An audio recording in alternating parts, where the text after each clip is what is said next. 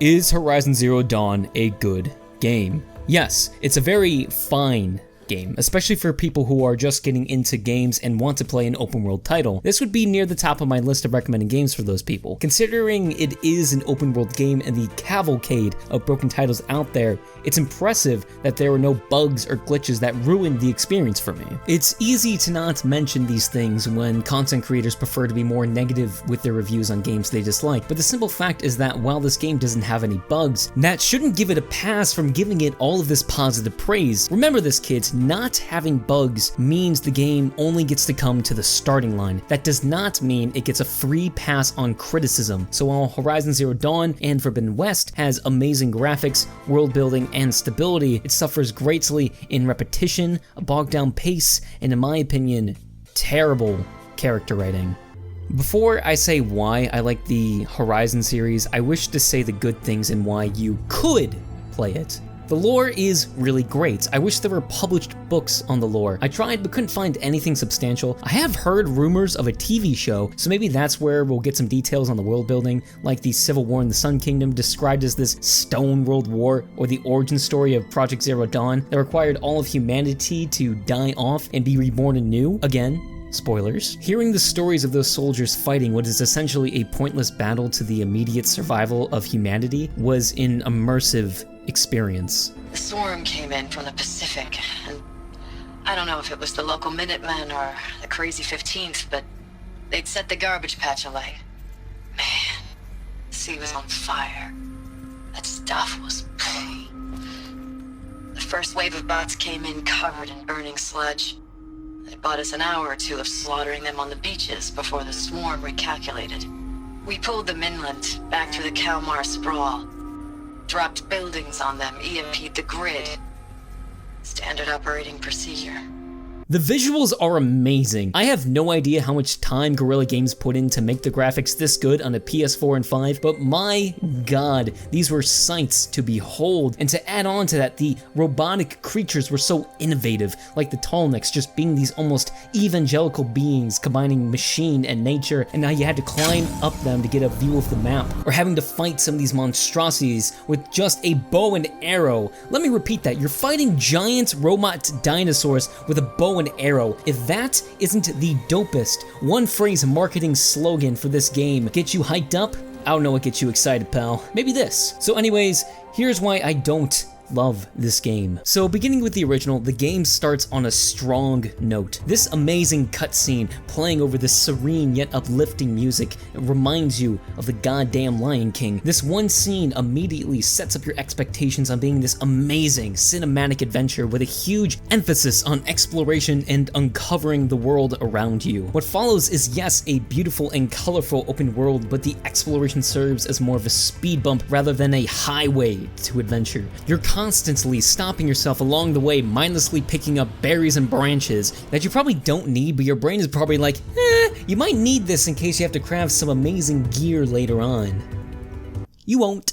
Meanwhile, the actual combat feels repetitive, and then the main missions in the second half of the game are you just mindlessly rushing towards objective markers, and it truly feels like they're randomly placed just so the devs could justify the large open world when they could have had the same amount of content with half the size. It also doesn't help that combat are these long, drawn-out battles where you're doing the same thing. Get some distance away from the robots, go into slow-mo, destroy their armor piece by piece, get out the elemental weapons, and slowly chip at its health. Now, this isn't every encounter. There are some pretty cool ones, like having to fight these invisible tigers with these laser cannons on their back. That was really fun, but after that, most enemies are just lunging towards you with their giant bodies, flinging you along like a rag doll while you scarf down berries in the middle of a fight. And that is about 95% of all robot fights in Horizon Zero Dawn. There are human battles which can be fun to just sneak around and headshotting enemy encampments, but again, there is no shakeup in enemy design from beginning to end, and there lies the real problem I have with this game. The game is identical to basically every open world ever. Assassin's Creed, Shadow of Mordor, Ghost of Tsushima, all creating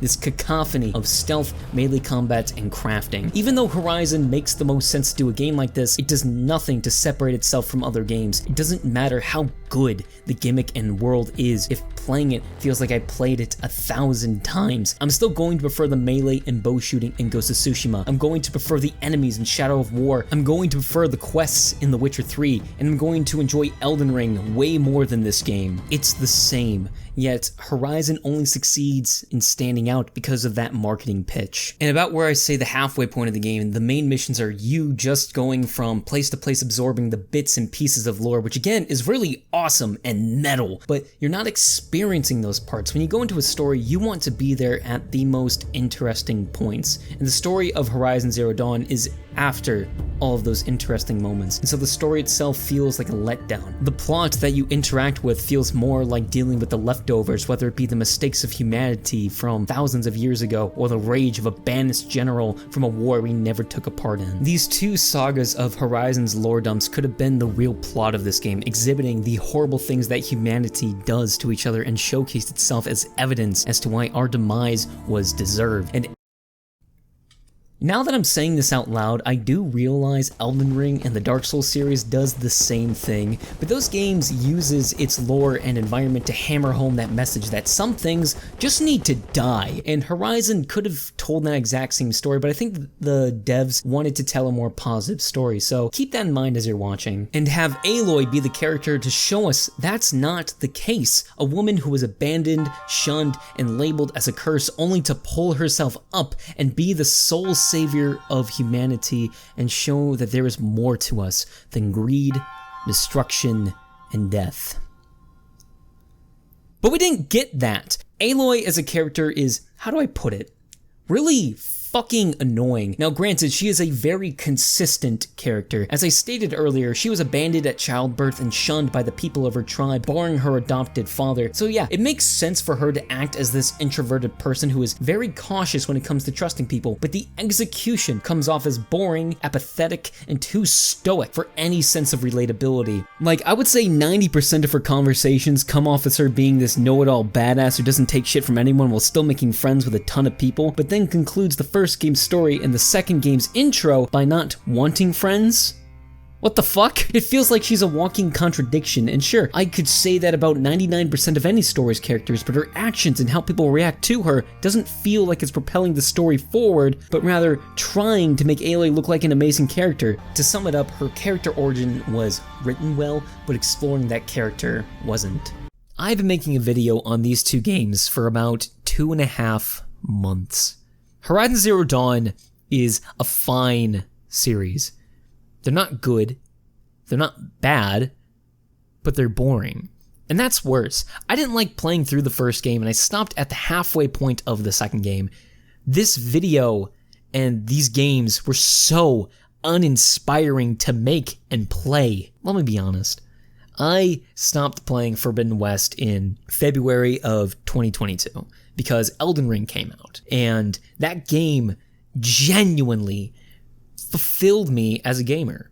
Horizon fucking annoyed me, and I can talk about all the effort being put into its story and graphics, but when I have Aloy constantly chirping in my ear about bandit camps, side quests, and observing the pretty graphics, that shit pisses me off more than anything. I try to replay more of this game. I can only get through 2 hours before finally deciding to uninstall the game forever. The traveling in this game is terrible, hand-holding bullshit that serves to only annoy the player. It sounds like the devs or the executives or whoever the fuck came up with this terrible idea shouldn't be in a lead position until they realize this was a terrible decision.